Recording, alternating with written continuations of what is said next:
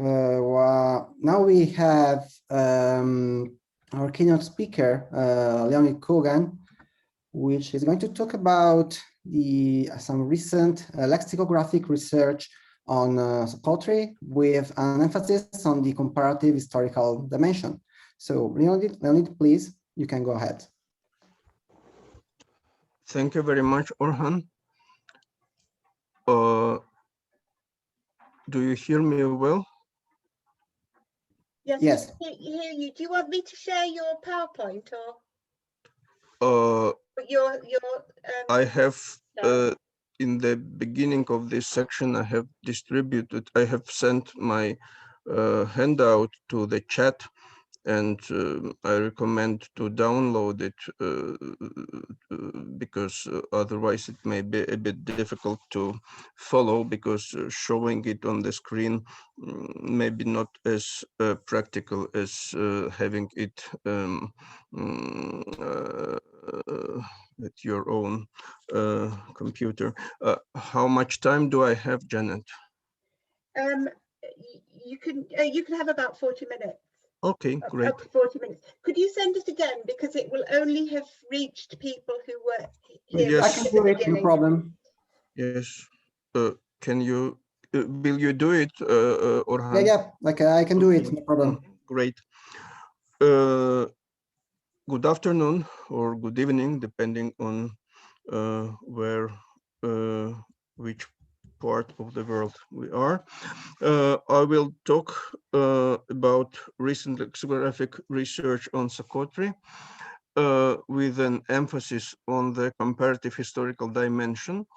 And before we proceed to the material, which hopefully will occupy most of my time, I will give a couple of introductory remarks on both parts of this title. What is recent lexicographic research on Soqotri? Within this paper, what is meant by this is the lexicon of our forthcoming third volume of the corpus of Soqotri oral literature.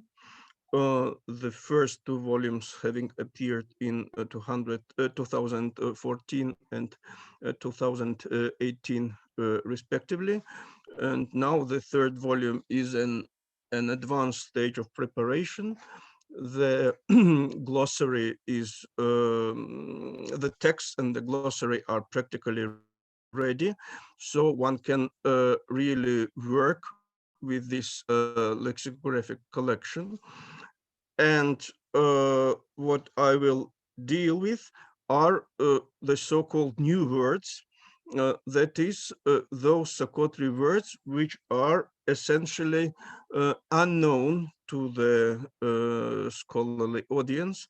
That is, they are missing from Lexicographic, that means from the Vienna corpus, from the Austrian corpus. They are missing from the two previously published volumes of our corpus, and most of them are missing from other smaller publications on Soqotri scattered over journals and other sources, even if this is still to be checked more comprehensively. As you can see from the handout, such words are fairly numerous. This is something like 9 pages, small size, which once again confirms the well-known impression that Soqotri is among the biggest reservoirs, sorry.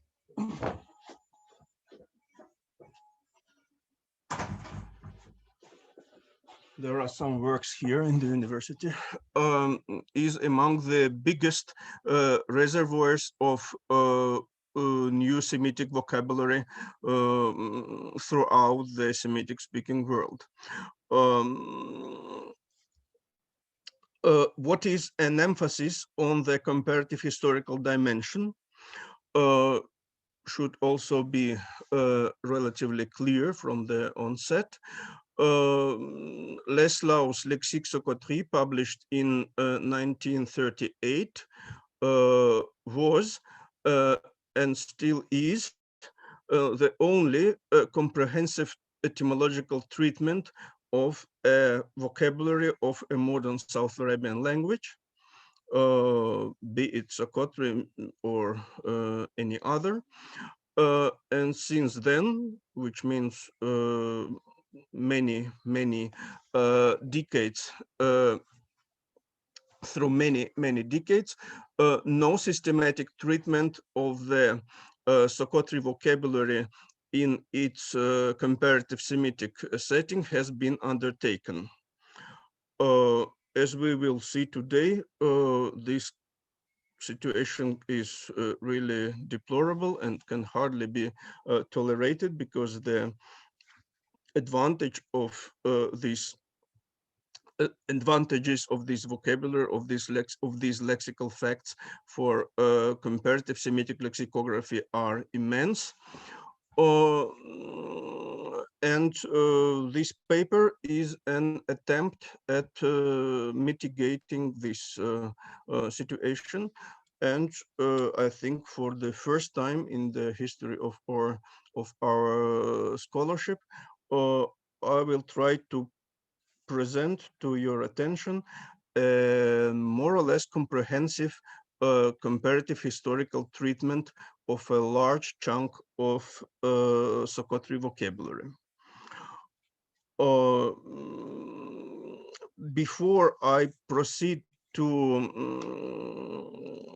a kind of classification or stratification of my findings, let me say a couple of words on how this handout is arranged. What is normal size and bold-faced are those Soqotri words for which some parallels or some cognates or some sources have been found, of course, with different degree of persuasiveness. Small size, straight, not bold, are those Soqotri words, those new Soqotri words for which I was not able to find anything in any other Semitic language. A fully systematic research from one language to another, from one dictionary to another, from one source to another, nothing. And I have not counted, but the preliminary impression is that such obscure words are at least no less numerous than those for which something has been found. This is sad, but not surprising. Most of us who has dealt somehow with the modern South Arabian vocabulary is well aware of the fact that precisely from the etymological point of view, these languages are most difficult, most problematic, and even in the most basic strata of the basic vocabulary, we find scores of words for which not a single Semitic cognate has ever been proposed. An interesting and exciting fact for which no proper explanation has been advanced so far, to the best of my knowledge. And this paper, in general terms, will only confirm this this impression, but of course, not without positive exceptions.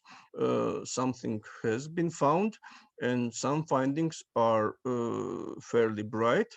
I would say unexpectedly bright upon this background which I have just described.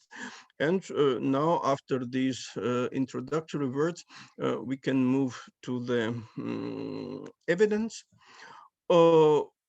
of course, as every body of every more or less substantial body of lexicographic evidence, the present one can be somehow stratified or classified, and this is what I will try to do now. And the first group of course, not each and every comparison can be easily squeezed into such a stratification, and some of them will of necessity be left out of it, but still most of them are indeed classifiable, and I will now try to present those larger groups of vocabulary of lexical comparisons according to this stratification pattern. And the first one, and obviously the most interesting one for those who deal with comparative semitics, with Semitic etymology, is the group where my first group, where Soqotri words directly belonging to well-known proto-Semitic reconstructions are accumulated. Not unexpectedly, such words are not all too many, but there are some, and because of the importance of this group, I will try to dwell on them a couple of minutes. And the first one is the very first word in the handout. That's the verb bod, to be lost, to perish, which is a wonderful and direct parallel to the very well-known Proto-Semitic root aleph, b, d, with exactly the same meaning. It is not present in any other MSA language, to the best of my knowledge, at least not in Johnston's vocabularies, not in Johnston's glossaries. And it is not attested in Arabic with a comparable meaning. The Arabic meaning is different. It belongs to this root, of course, but I mean, it cannot be borrowed from Arabic. That's the point. So it is a very clear case of a direct and very clear, undisputable Soqotri, parallel to a well-known Semitic root, also attested in derived stems. You can find it in footnote 1. All in all, a very good prime example of this category. Of similar interest are thirlat, to tear off, to release, from Proto-Semitic p-d, for example, Akkadian patsadu. Here you find the reference to our etymological dictionary of Akkadian, and it is which has appeared just half a year ago, and it is a pity that this verb is missing from there because it was not yet known to me. Then habib, to caress, to comfort. Of course, the same root as Arabic hbb, but also attested in several other Semitic languages, such as Akkadian chababu. Hebosh, a very interesting case, a direct match of Hebrew chavash, to bind, or even to rob occasionally. And of course, Arabic habasa, to imprison. And here we have a nice example of an etymological doublet in Soqotri, because in Soqotri we also have hebos, to imprison, to block, which is relatively early borrowing from Arabic. So we have hebosh, which is genuine Semitic, an old cognate of this root, and we have its etymological doublet, which is hebos, borrowed from Arabic. Sorry,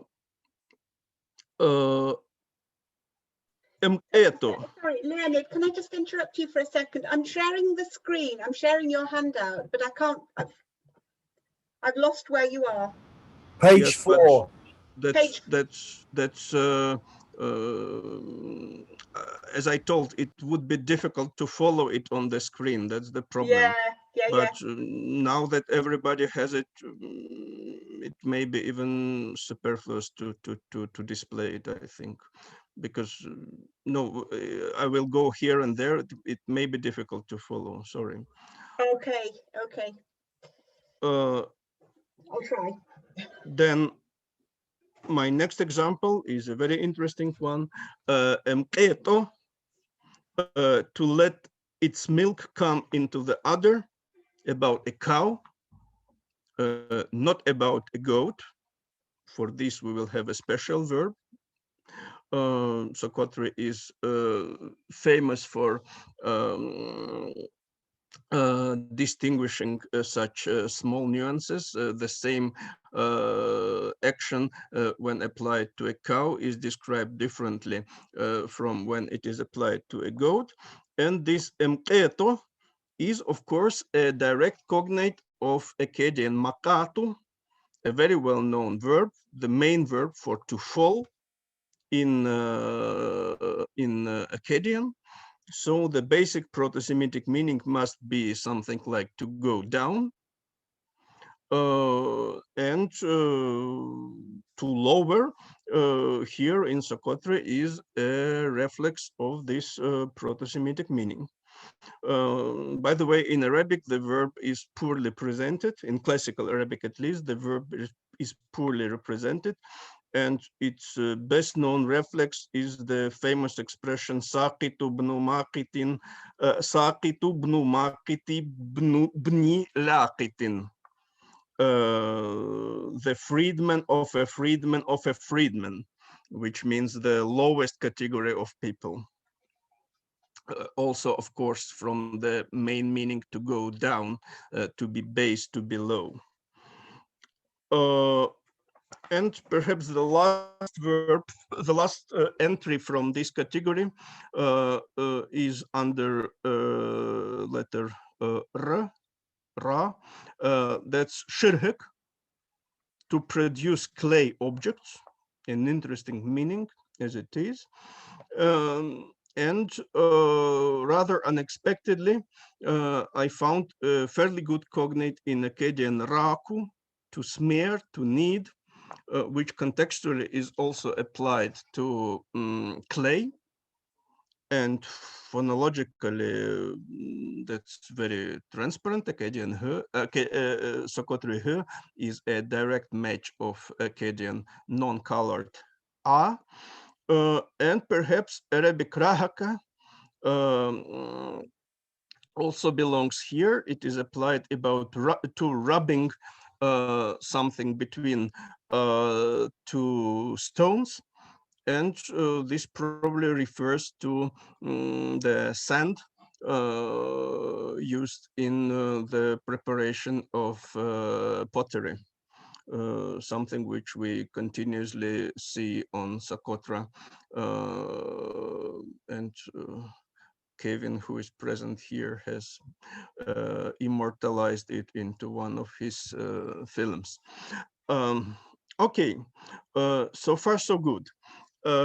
My next category would be what I call individual Semitic languages outside Arabic and MSA, because later on we will turn to bilateral comparisons between Soqotri and classical Arabic, and between Soqotri and other MSA languages. But now there is a small but interesting group of Soqotri verbs, Soqotri terms, which cannot be attributed to a good Proto-Semitic root, but still have interesting parallels here and there in individual Semitic languages.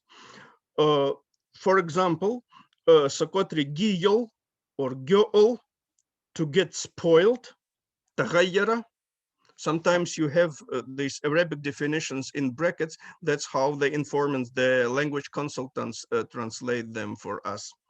Tagayyara, to get spoiled, can be related to Hebrew ga'al, to be defiled.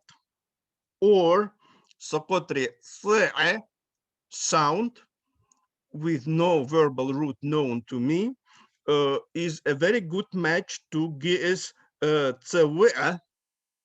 call, to shout. Such examples are, however, not many. There is just a handful of them. The next and quite large category are those new Soqotri words which supplement our knowledge on the exclusive MSA lexical isoglosses. In my book on Semitic classification, which appeared in 2015, I've prepared a large collection of such terms, something like 120 roots, which are more or less well represented in each major MSA language, Soqotri, Mehri, and Shahri, but more or less entirely missing from other Semitic languages.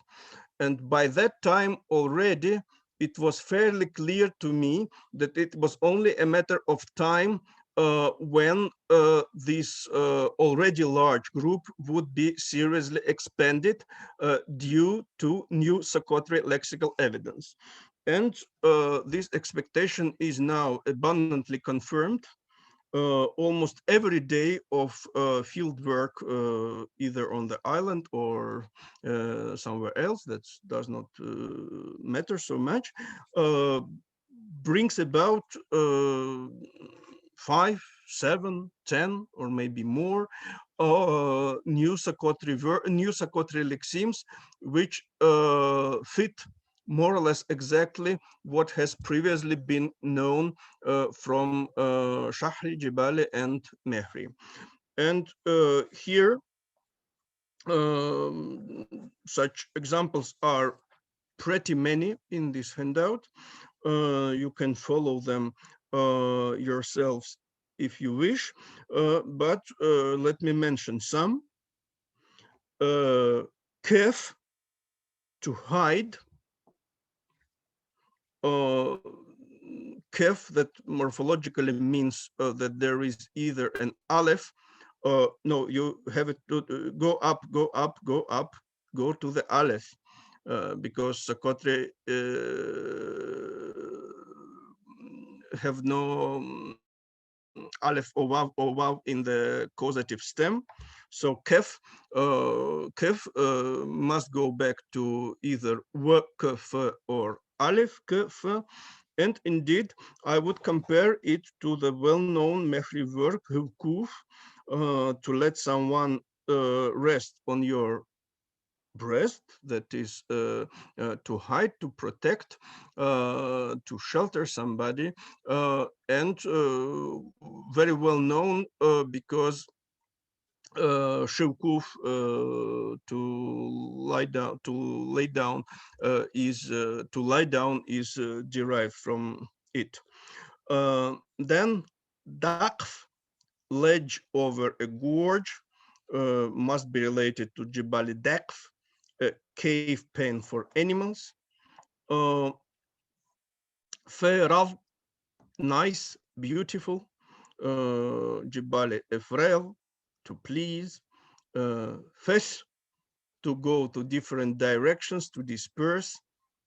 Jibali Feset, squirting everywhere. Fetam, a very interesting and rather popular verb, to kill, to slaughter, from which the name of the famous Soqotri spider, Fitame, is produced, is likely related to Jibali Thodom, to stop someone's mouth so that he cannot scream. Hader, a little cave in a mountain, obviously the same as Jibali Khader, cave. Hazov, to make a notch. Jibali Khazov, to make a snip out of an ear. kohor, to scrape off food remains from a cooking pot, jibali. Tahar, to wipe clean, to collect leavings on one's finger. Mish, a very nice case, mish, yimihish, yimihesh, to become weak, lax, relaxed, jibali mish, to be tired, and a few others. So it is quite clear that most of these parallels are actually bilateral, are between Soqotri and Jibali. And this once again confirms the impression expressed many years ago by Antoine Launay, then supported by Aaron Rubin, and to some extent also myself, that there is a particularly close relationship between Soqotri and Shahri or Jibali, as opposed to Mehri.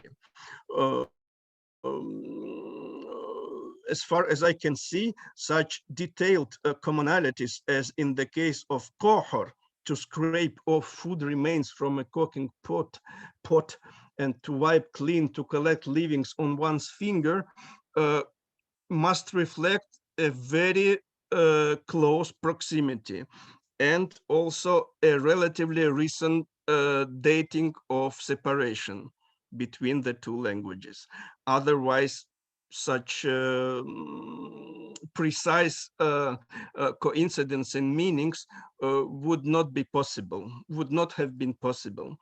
So the hypothesis that the Semitic occupation of Socotra actually goes back to Dhofar, and that the actual Soqotri language we know is an offshoot of an early Jibali, an early Shahri, is to my mind close to reality, to the extent we can at all speak about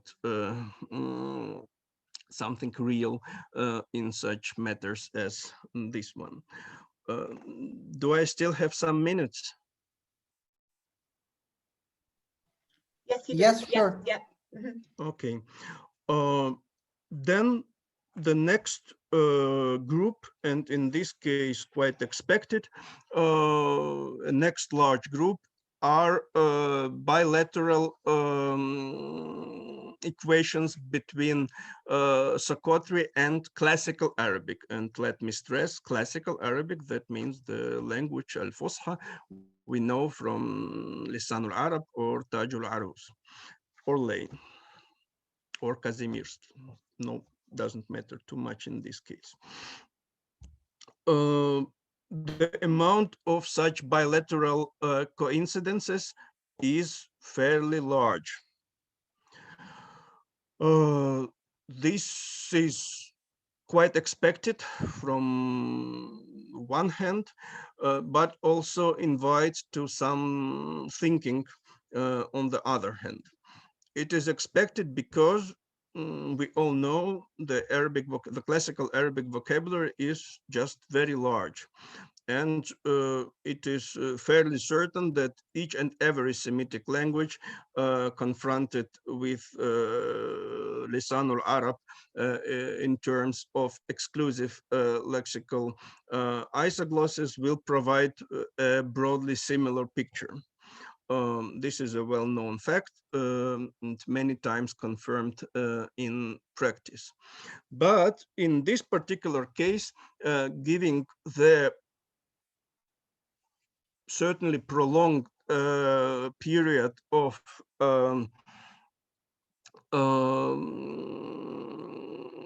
neighborhood between early Arabic and early MSA on the continent, it is of course legitimate to wonder whether some of these bilateral coincidences are not direct reflexes of the common Proto-Semitic past, but rather early Arabic infiltrations into either proto-MSA or early MSA or early Jibali Soqotri or whatever. I say early because if they were recent, they would have been easily recognizable, because recent Arabisms or comparatively recent Arabisms in Soqotri do not follow the Soqotri morphology. They are a closed morphological subsystem of its own, and to recognize them is usually quite an easy task. So a verb like edon or esak or dermek or engeef, that can only be a relatively early loan. It cannot be, it is not a question of having been borrowed during the 20th century.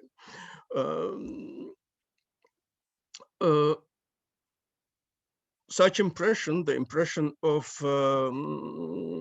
early Arabic infiltration is particularly strong when the semantic commonality between Soqotri and Arabic is very detailed and very precise.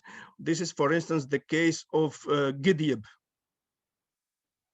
Gidyeb, so wonderfully described by Miranda Morris in her 2004 book on Socotra Ethnoflora. When in periods of starvation, people on Socotra used to eat what Lane describes as the pith that is at the head of the palm tree, from which the fibers are pulled off and then eaten. And Miranda has a wonderful description of this procedure, of this gidyeb, and the verb gedob, which is applied to it.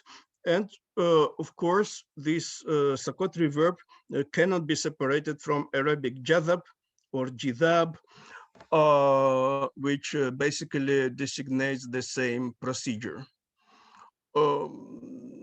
It is barely impossible to surmise that such a thing goes back to Proto-Semitic, hardly. So we have to suppose that when palm cultivation was introduced on the island, obviously from the Arabian mainland, also some of the pertinent terminology was also gradually borrowed, and this gedob or gidyeb among them. And the last category on which I will hopefully stop this lecture is a small but interesting one. These are direct isoglosses between Soqotri and Yemeni Arabic. Yemeni broadly meant,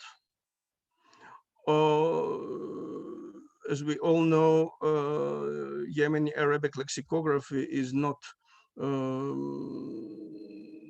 the best developed one branch of Arabic dialectal lexicography, and what we have mostly pertains to northern Yemen, broadly said, and this is not exactly the area which was in direct contact with Soqotri or MSA at all. A good dictionary of Adani, for instance, would certainly have brought more evidence, or Hadrami, something which we unfortunately do not have. What is meant here by Yemeni is essentially Benstedt, Piamenta, and Al-Iriani, all of them mostly and sometimes even almost exclusively northern. Maybe for this reason, the amount of Soqotri Yemeni Arabic bilateral comparisons is quite restricted. Here belong, for instance, goomiz, yegomizin, to palpate, a nice cognate to Yemeni Arabic jammaza, to massage. Silhil, thick drooling saliva. Yemeni Arabic salla, to drip, to flow.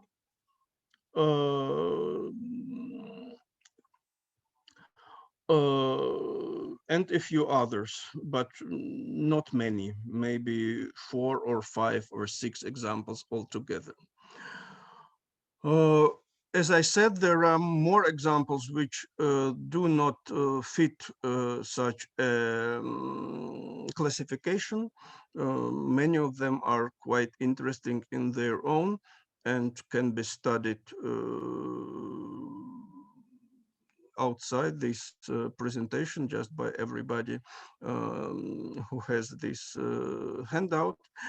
Needless to say, all the participants are warmly invited to look at what is small size, not bold-faced. That is words for which I was not able to find anything. So all additional etymological proposals are extremely welcome. Do not hesitate to express your suggestions, doubts, and criticism orally or in written form later on. I hope to publish these materials sometime as a small article, and all of your suggestions will be gratefully acknowledged. Thank you very much for your attention, and thank you very much, Janet, for having me here.